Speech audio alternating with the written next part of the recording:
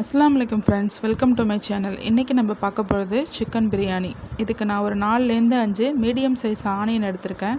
அதை பொடியாக கட் பண்ணி எடுத்துக்கலாம். அதே அளவு தக்காளி எடுத்து அதையும் கட் பண்ணி எடுத்துக்கோங்க. 3லேருந்து பச்சை மிளகாய் எடுத்துக்கலாம். பச்சை மிளகாய் சேர்த்துக்கோங்க.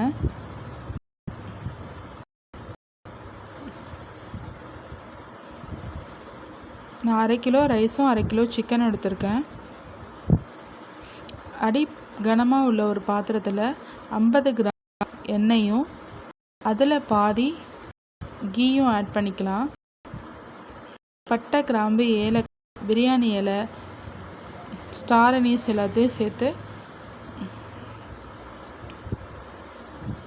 அது நல்லா பொரிஞ்சோன்னே வெட்டி வச்சுருக்க வெங்காயத்தை சேர்த்துக்கோங்க.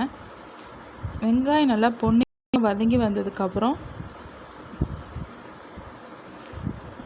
பச்சை மிளகாய் சேர்த்துக்கோங்க. அதோட தக்காளி சேர்த்துக்கோங்க. மல்லியும் புதினாவும் ஒரு கைப்பிடி சேர்த்துக்கோங்க. நான் 50 கிராம் இஞ்சியும் 50 கிராம் பூண்டும் அரைச்சி மிக்ஸ் பண்ணிக்கிட்டேன். சேர்த்து நல்லா மிக்ஸ் பண்ணிக்கலாம்.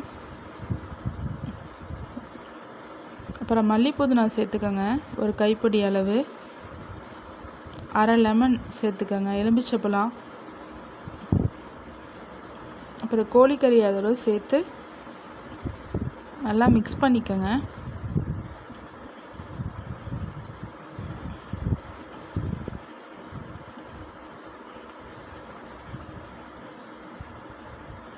அதில் ஒரு 2 ஸ்பூன் அளவுக்கு தயிர் சேர்த்துக்கலாம்.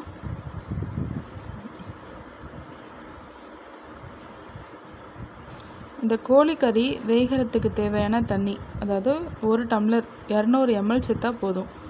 அந்த அளவுக்கு தண்ணி சேர்த்து நல்லா மிக்ஸ் பண்ணி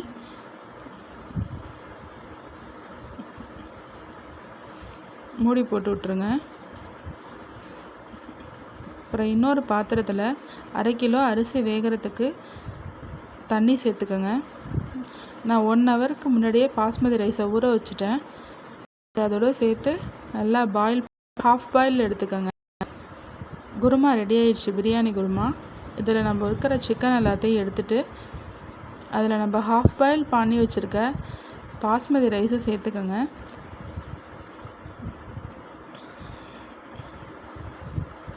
பாதி ரைஸை ஃபஸ்ட்டு சேர்த்துக்கோங்க.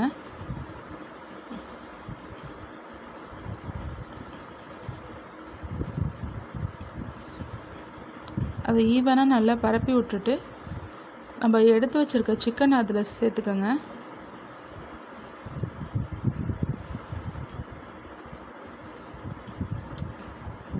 இதுக்கப்புறம் மீதி உள்ள ரைஸையும் அது மேலே சேர்த்துக்கோங்க.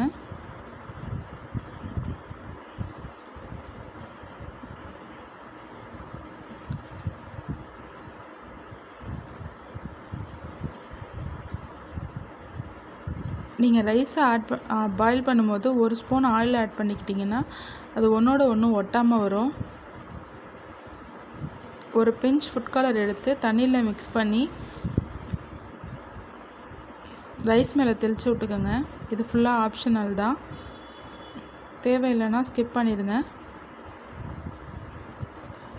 அப்புறம் மேலே நெய் 2 ஸ்பூன் சேர்த்து மூடி வச்சு 5 மினிட்ஸ் வேக விடுங்க. 5 மினிட்ஸ் ஆனதுக்கப்புறமேட்டு